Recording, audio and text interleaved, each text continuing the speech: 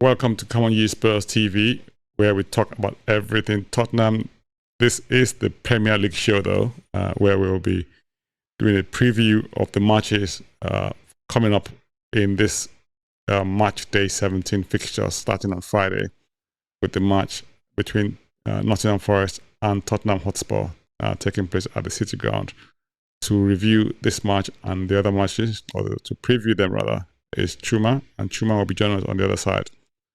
Even though this is not a Spurs program, it's a Premier League program. It's still Come On Ye Spurs.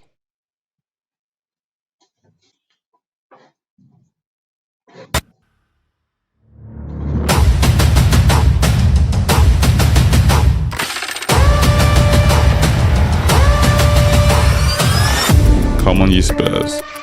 Chuma, welcome back. It's good to see you again.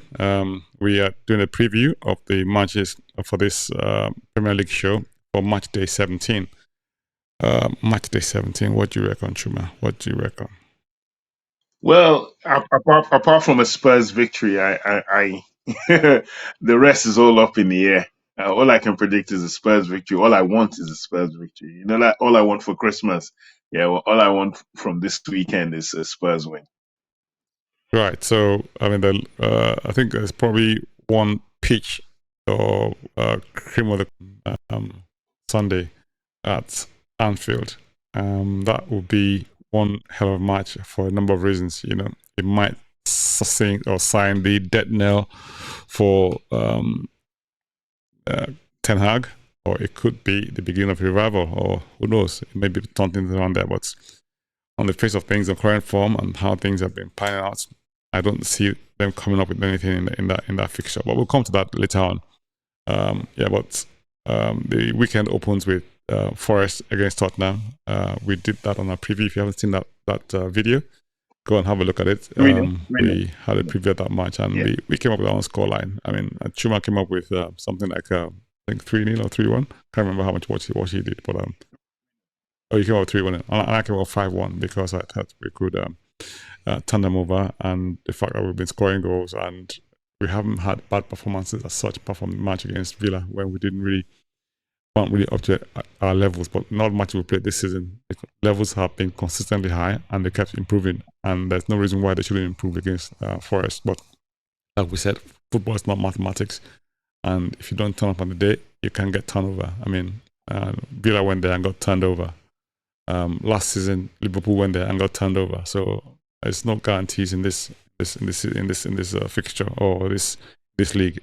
I mean, City struggle against Luton. You know, Arsenal struggle against Luton. So there's no guarantees in this league at all. You have to step up on the day and perform. You know, past history or results matter not a jot. You've got to give your all on the day, and that's what people have got to do, right? So I predict for Forest Tottenham, Forest 1, Tottenham 5. And Chuma going your 3-0, yes? In favor of Tottenham. Okay. I'm going 3-0. I'm not as optimistic as Optimus. I'm optimistic. I am optimistic, but my Optimus level hasn't risen to that point. Okay, so maybe we're one goal apart. Okay, that's fine. It's okay. We're one goal apart in goals difference. Okay, maybe score one, but hey, there you go. Now, the next match is a 3 p.m. kickoff on Saturday, 16th of December, and it sees Bournemouth hosting Luton Town. Now, this is an interesting fixture for many reasons. Both teams seem to have improved up their game and up their ante so far. I mean, in the last few matches, they've had some really, maybe not quite good outcomes for Luton because they lost to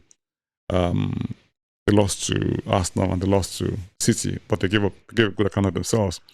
What's to say they won't do the same against Bournemouth? Bournemouth's Areola seems to have been settling down now, and it had an amazing result against Man United last week, thumping them 3-0 at Old Trafford, and it could have been more, you know, but for what I call a dubious decision to, you know, not award the fourth goal by Ouattara, you know, but yeah, that's Bournemouth for you. Bournemouth seem to be firing on all cylinders now, and they seem to be on a good run of form.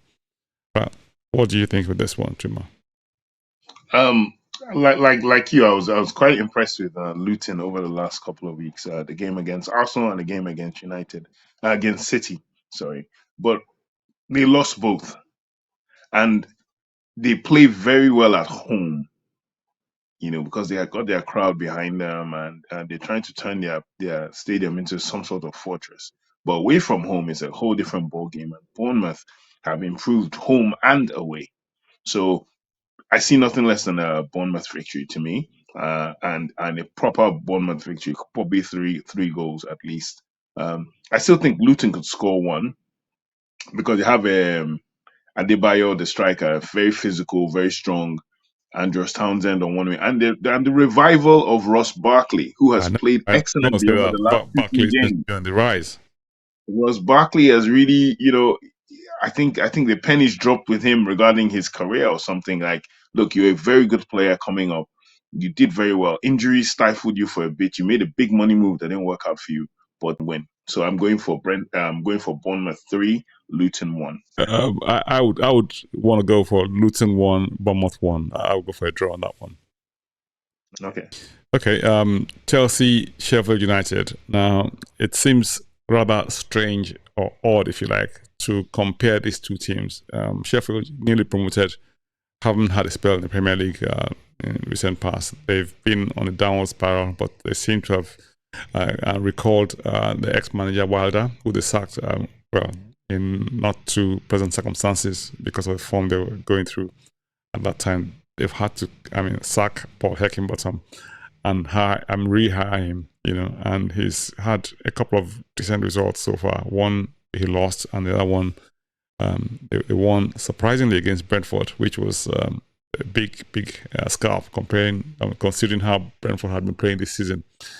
Now, on the other hand, Chelsea, they amassed £1 billion squad, spent crazy money over the last few transfer windows, and they don't seem to have gotten it right, and you'd expect that, okay, with a good manager like Mauricio Pochettino in charge, I expected a lot more from them, but the results have been disappointing thus far. They're languishing in 12th place in the Premier League at the moment, and it don't appear to be improving. The last couple of matches was lost against Man United away, the loss against Everton away. And those two performances were like insipid, if you like. So very, very tepid performances, which it's been symptomatic of how they've played this season so far. And I'm not sure what this will look like for them, even though on paper they should be able to blow Sheffield United away. But like I said, in this league, nothing can be taken for granted. I won't be surprised if Sheffield United get a result in this match. I would not be surprised.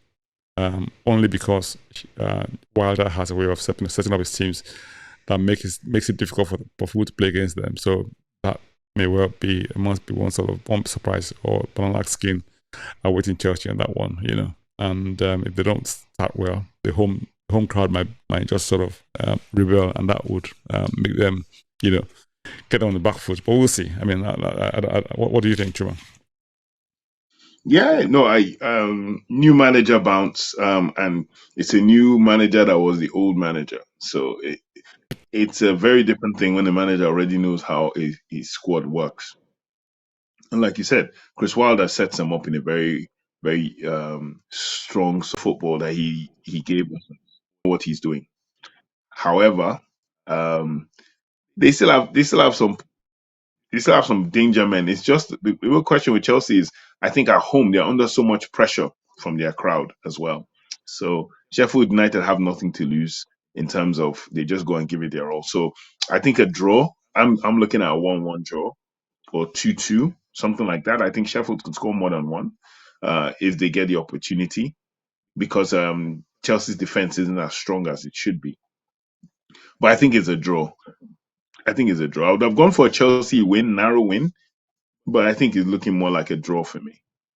Interesting. That's what I was going to say that as well, but I just thought maybe Chelsea might just nick it because they need a result. They need to start getting back up the table. They need to have some sort of restart of a momentum, if you like. So if they don't do this against Sheffield, it's not looking good. Let's just say that. So I would say Chelsea might just nick it and maybe have a 2-1 win or 2-0 win. I would say Chelsea 2, Sheffield United 0.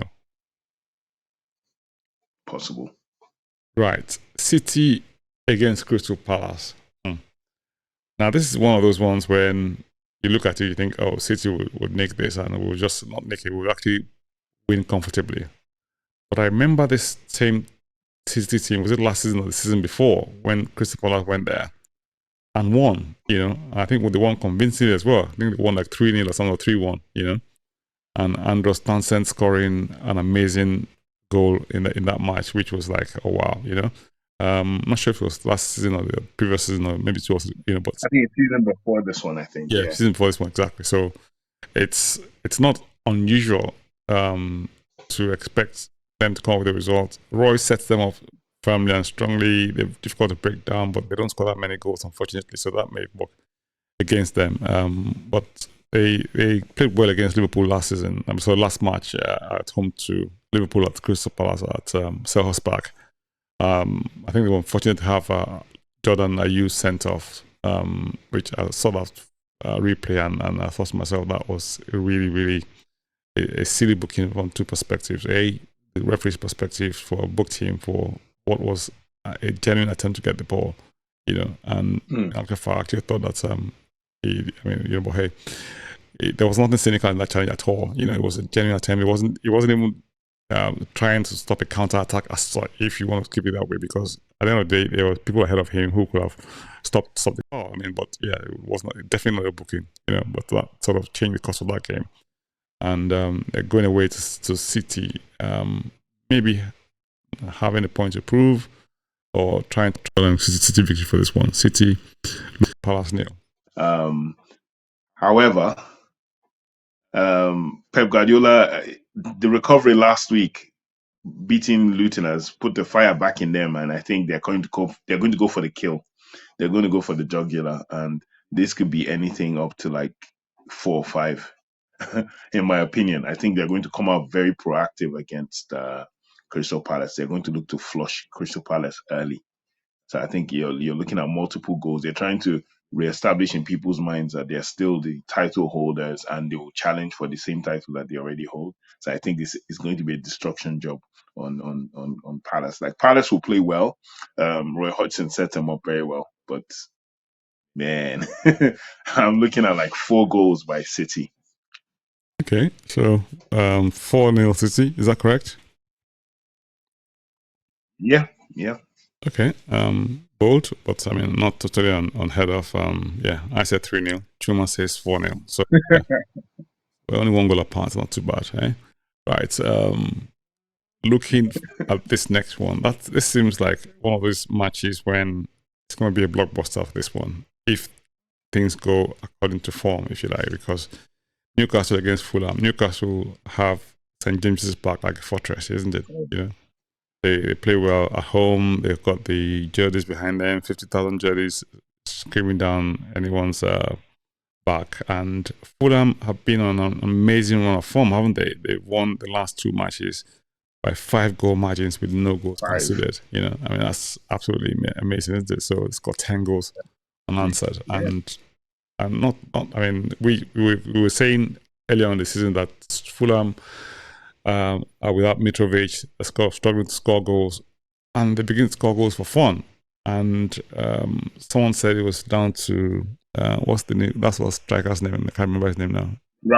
Raul Jimenez. Raul. Yes, Jimenez, exactly. So I mean, hey, is that the case? We'd love to hear your comments. Obviously, we also would like to hear your comments about the what's the word? The score lines we've shared with you so far. Let's hear what you think. You know, it will be good to see and compare with what the panel have come up with here.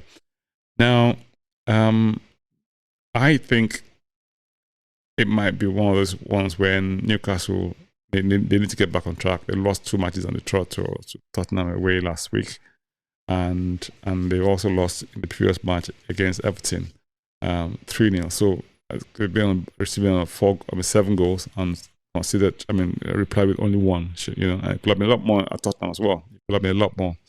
You know, people are saying, okay, they've got an injury ravaged squad, and they're just sort of, you know, shoehorning people into positions to ensure they got the team out. And yeah, that may, in theory, work against them. But this same shoehorning team, if you like, won back-to-back matches. Those guys up the road, we don't really want to talk about them on this channel, but hey, yeah, we don't celebrate them. Yes, yeah, and I don't see how they're going to sort of come tops on this game, given Fulham's form. I think Fulham actually nicked this one, you know. Given the current form, I think Fulham might nick this 2-1. What do you think? This one?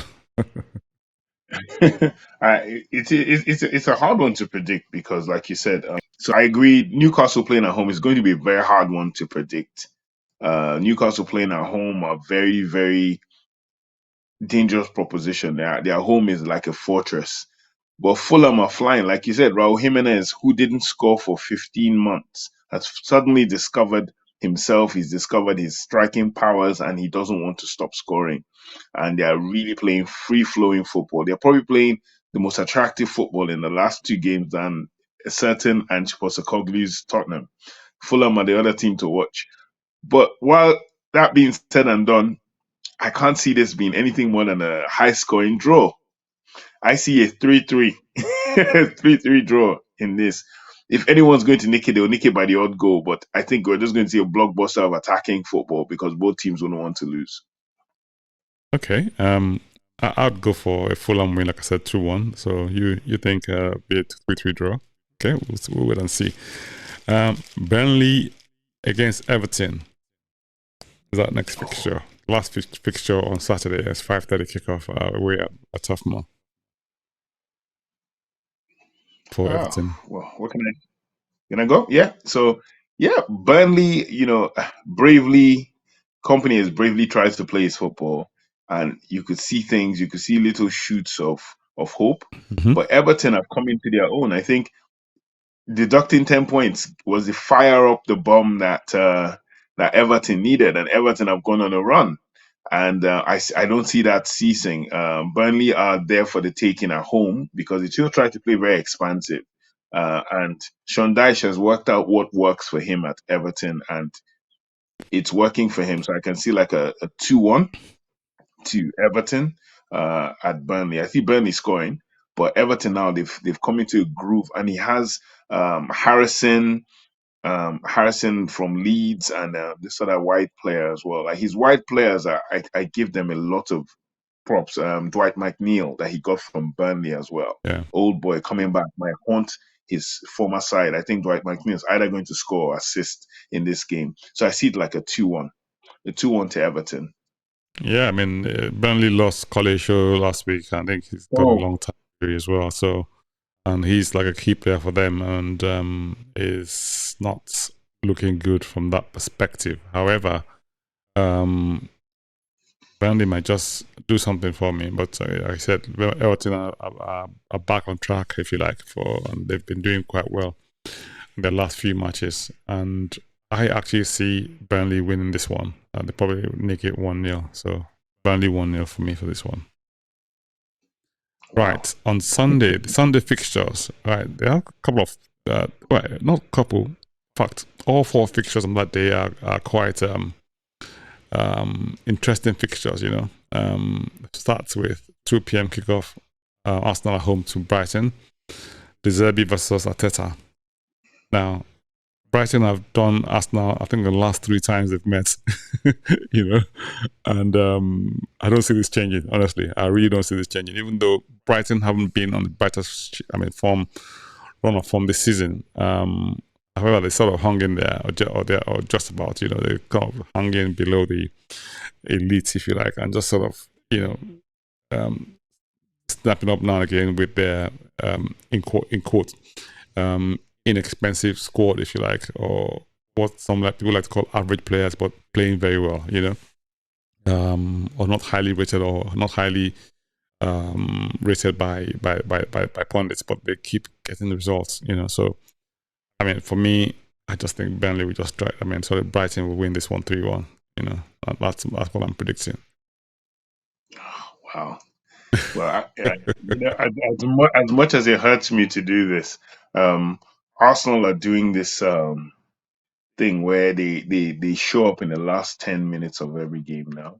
Like they really press for it. So I rarely, if ever, predict Arsenal victories, but Brighton haven't been the same. I think partly to do with um, McAllister leaving, Caicedo going. It's affected them in a bit. People might say no, but it has. And then also the fact that they are playing in Europe as well. I think that has really changed a lot for Brighton as a team. Who know how to play them to a point.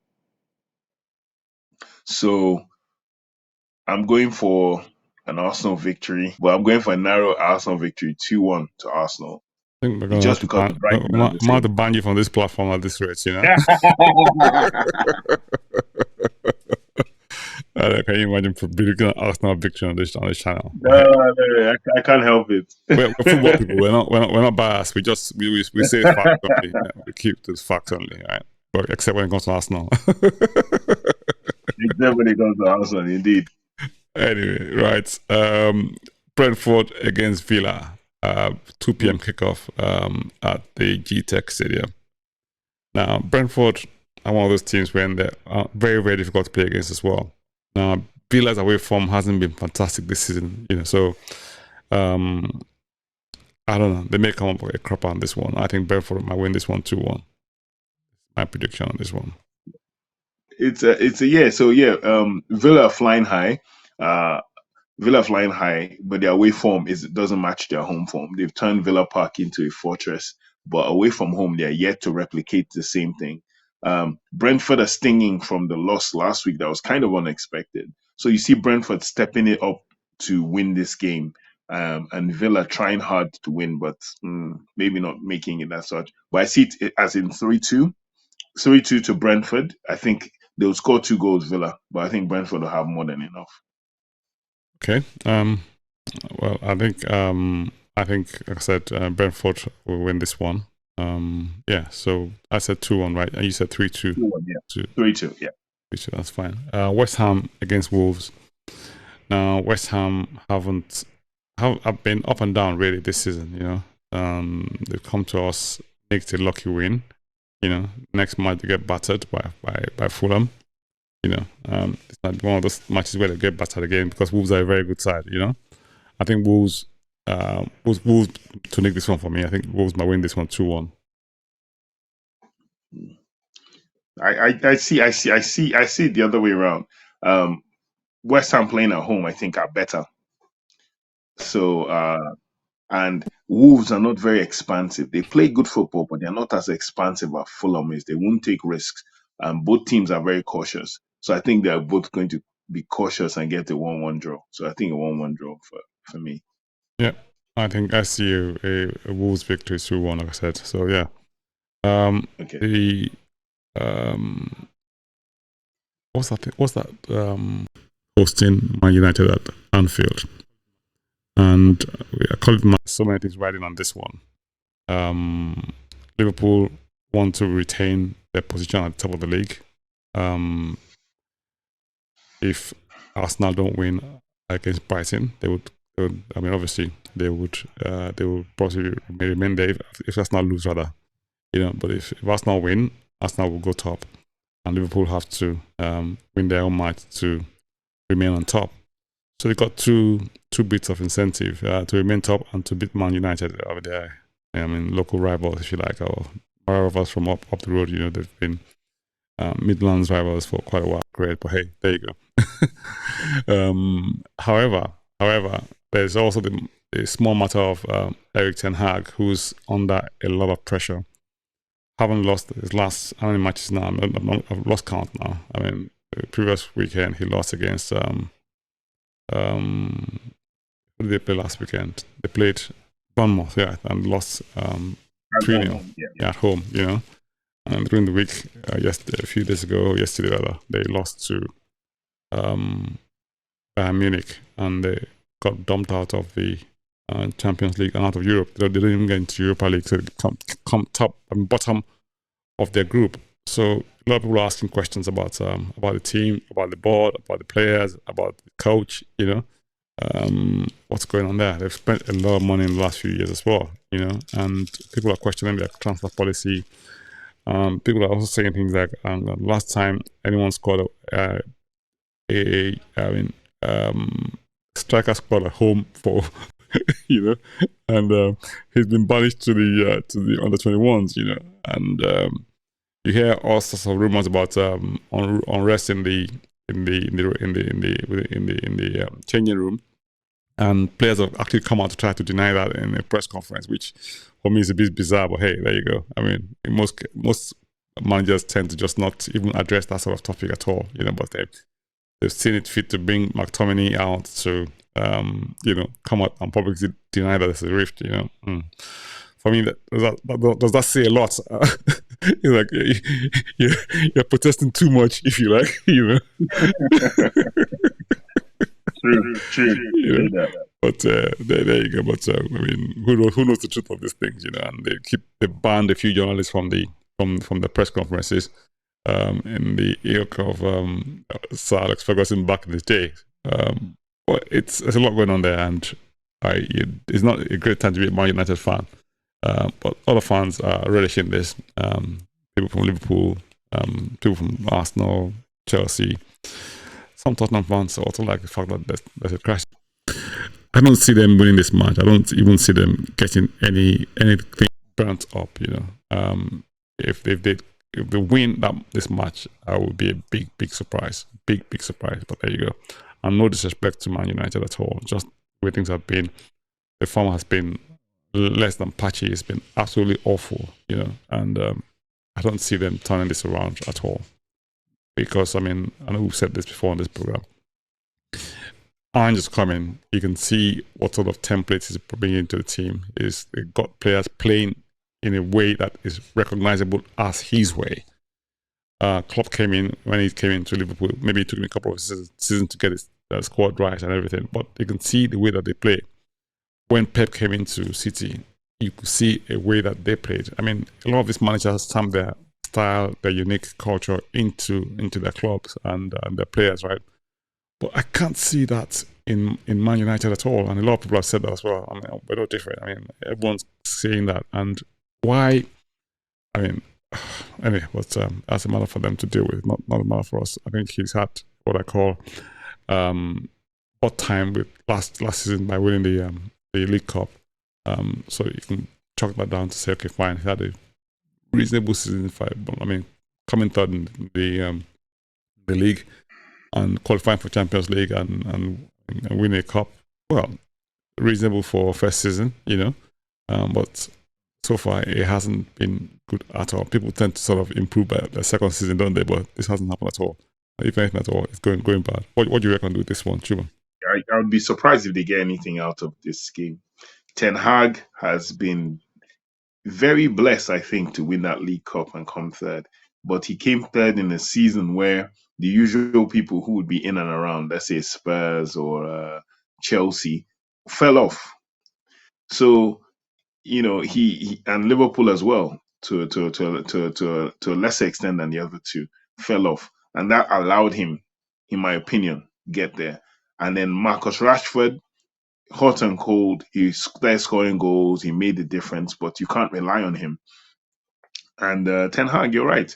No one has seen the model of football he plays. No one can tell you what Manchester United play. A great club, full of history, but at this moment in time, they're down on their knees in terms of their playing style. I think they're almost double figures in losses for the season if you count league and cup. And when have you ever heard that in December from Manchester United of old? Liverpool are not even the level I think they want to get to.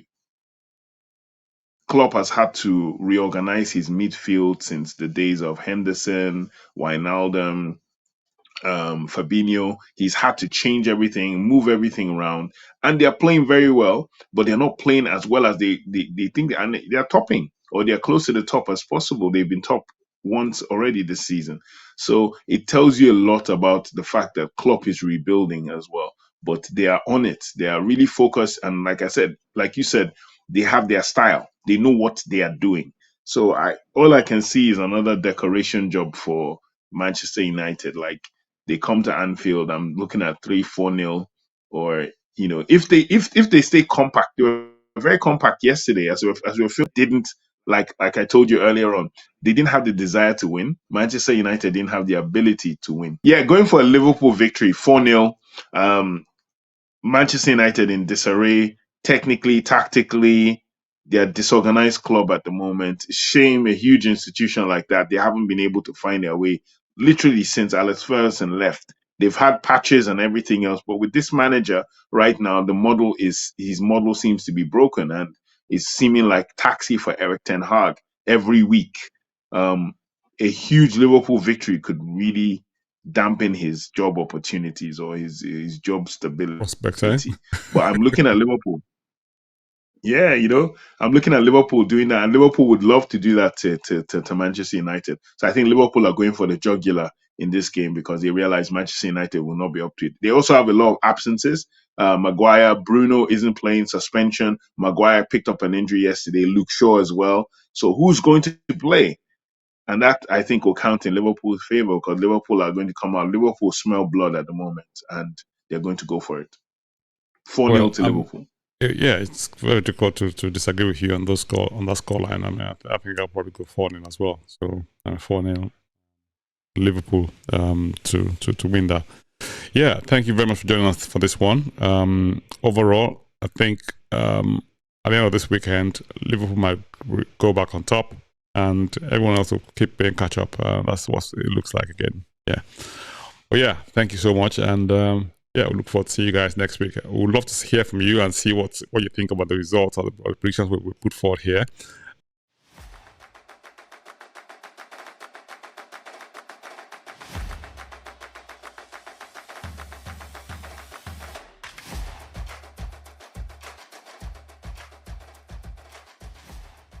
And yeah, let's hear from you.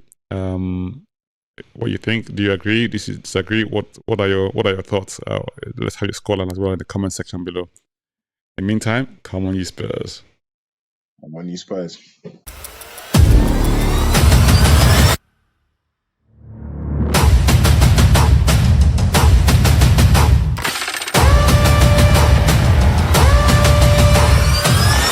Come on, you Spurs!